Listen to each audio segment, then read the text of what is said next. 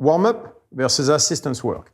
How do we program both? What are they really? Right, so let's go warm-up first. So I'll explain my warm-up in order to explain what I think warm-up should be. So what I do lately, right, is I start my warm-up with calf raises, proprio grip-wise, right, which means I start on the pinky knuckle, go toward the center, go toward the inside of the foot. From there, usually I go run, like 400 to 600 meters, sometime in 100, depending. Then I come back, I do a lot of jumps, broad jumps, box jumps. From there, I do pull-ups, again with a proprio grip. And that's usually my warm-up. I might add either some dips or a song, depending on what I want. But then that brings the interesting question of the warm-up versus the assistance work, right?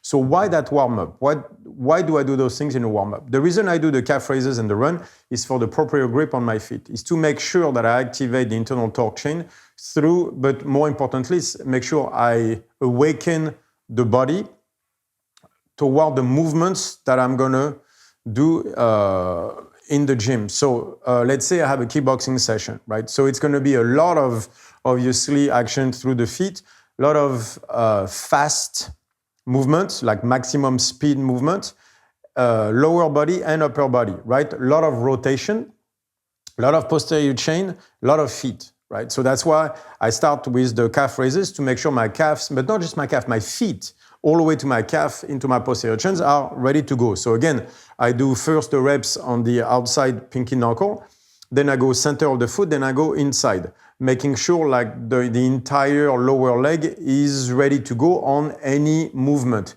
If I were to do sprinting, let's say in spikes, I would mostly work the inside. The problem when that happens is that then you don't work the outside foot, but that's gonna come into play for the assistance work. So in the case of the warm-up, I will especially focus on what I need for the session coming up. Then I go for a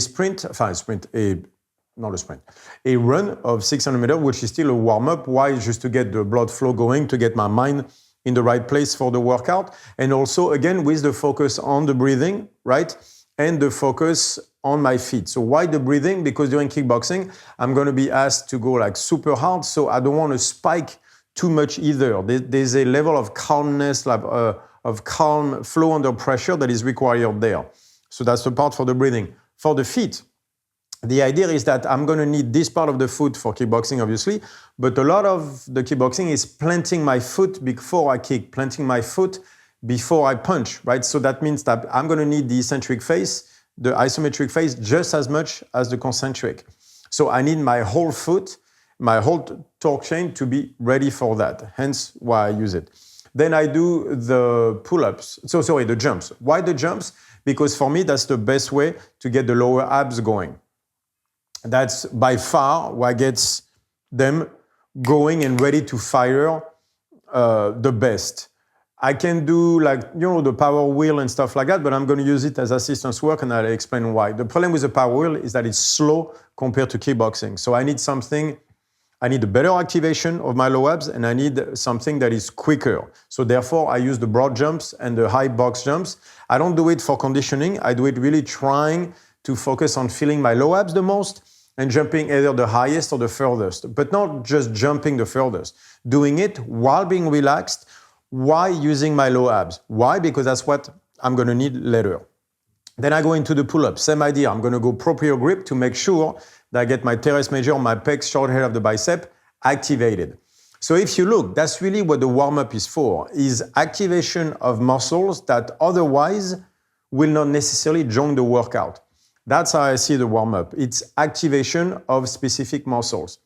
Do I need to activate my triceps? No. Why? Because they join the party. All I need to do is, by the third punch, my entire pressing system is fine. The issue that I had, for example, on the hook, was then I go to my side delt way too much, and then I kind of disengage the teres major, like specific areas. So this is what you'll see for you and your people, is for many different reasons. It can be emotional mapping, it can be previous injuries, it can be just genetic weaknesses. When they train, let's say they do a sandbag clean and press or a sandbag carry or whatever, some muscles just don't want to join the party. They don't want to be part of the movement, even though they should be.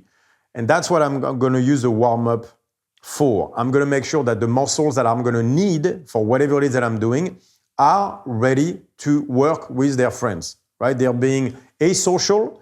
They're just refusing to come and talk to anybody else. So that's what the warm-up is for. Whereas assistance work is accessory work, whatever you want to call it, is a bit different. Accessory work is to make muscles that are just not gaining the amount of tension that they need works. So what do I mean by that? I'm going to do a clean and press with a sandbag, right?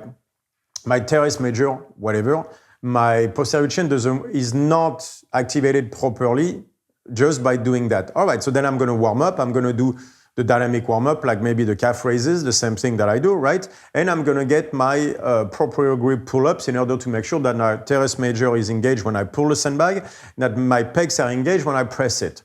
Awesome. So I do all my warm-up, I get to the clean and press, and all muscles are there joining the party. The session goes great. Awesome. It happens that as I do clean and press, I realize that my triceps, let's say I clean, I press, but I can't lock out, right? I can't lock out not because my teres major are not there or because I lack mobility in the pecs. I can't lock out because my triceps are too weak to lock out. For whatever reason, the clean and press with a sandbag is allowing me to develop all the muscles in an homogeneous fashion, which means everything is progressing together, except my triceps that for whatever reason are not getting enough of work from the clean and press. And that's when accessory work would come in. I would have to do more work for the triceps, for example, after the clean and press session or another day, because otherwise my tricep will make my clean and press lag behind weight-wise because of the fact that that exercise alone is not enough for the triceps to grow to wherever I want them to be. I need them to be, right? So that's the difference. The warm-up is to activate the muscle that I need for the workout, where the assistance work is to I'm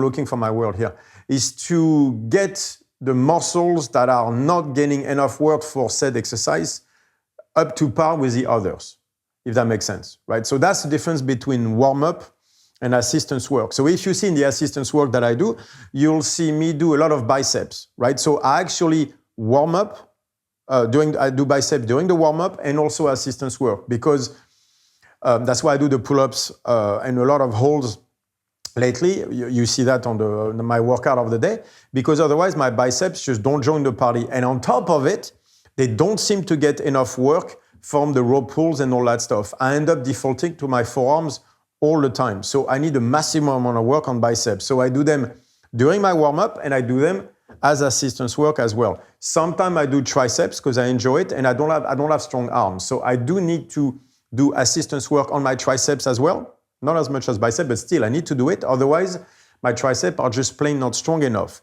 They engage fully though, so I don't need them in my warm-up. I need the calves in my warm-up to make sure my feet are flat-footed and never did the work I should have done, honestly, with the sprinting and all that stuff. So I need to make sure I do it in the warm-up for my feet to be ready. But I also need the assistance work on the calves, otherwise they stay skinny and just not engaging the way I need them. So you see there's a difference between the warm-up and the assistance work, right? And so how do we program that? For warm-up, whatever you need for the workout, with set muscle that don't want to join the party is where I'm going to put in the warm-up. Do I want to warm up the same muscles every day? Yeah, honestly, that not necessarily, but I would say go ahead. If the muscles refuse to join the party when they train, usually that means they need a constant reminder. It's not, most of the time, it's not enough to just warm them up for that workout, because if you, for example, I've seen that many times, and even on me, if I don't activate certain muscle every 3 days, it's like they lose the skill. They get even worse. Like I warm them up before the workout, everything is cool, they start to join the party. I don't do it for 2-3 days because I don't need, for whatever reason, specific reason, I need them for that workout. They'll start to drift off again. So I need a constant, it seems to me that people have very specific weaknesses, right? And we need a constant activation of those muscles. So for the workout coming up for sure, but also to make sure that you stay connected to those muscles.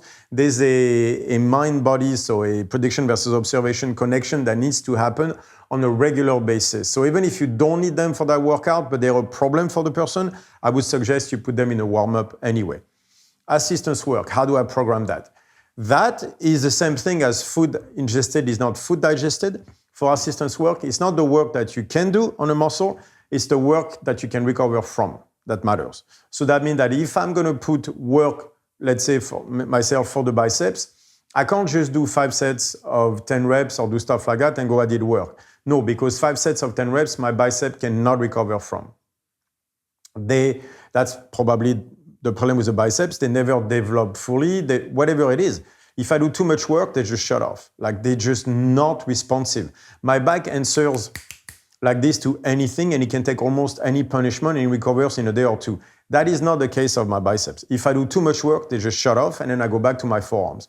So it's not the amount of work that you do, it's the amount of work you recover from that matters. So in my case, I do usually 1 set of mag reps, maybe 2 on the bicep in my assistance works. That's for 1 exercise.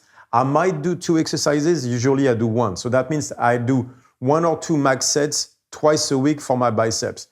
Would I do it 3 times a week? Yeah, but because of the pull-ups and the activation that I have to do constantly, they most likely would be too tired, would not recover, and therefore would not get results. So when I program accessory work, I make sure that I program based on the recovery of the person, of that said muscle group or whatever.